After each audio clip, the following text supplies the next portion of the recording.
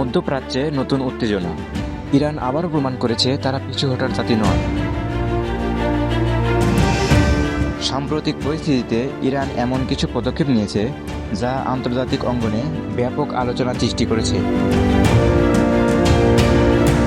বিশ্লেষকদের মতে ইরান এখন আর শুধুমাত্র প্রতিরক্ষায় সীমাবদ্ধ নয়, বরং সরাসরি শক্তির মাধ্যমে জবাব দিচ্ছে।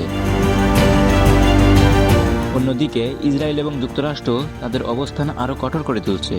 তবে ইরান স্পষ্ট বার্তা দিয়েছে তারা কোনো চাপের কাছে মাথা নত করবে না এবং প্রতিটি আক্রমণের কড়া জবাব দেবে।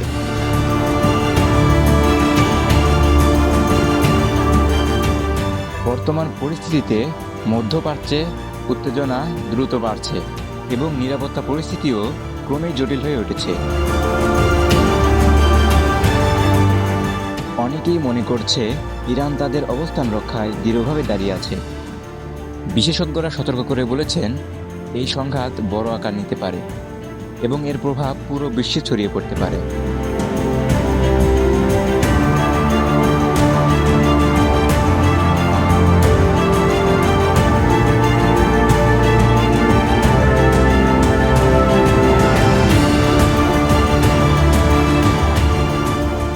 এখন প্রশ্ন একটাই, এই পরিস্থিতি কোথায় গিয়ে থামবে?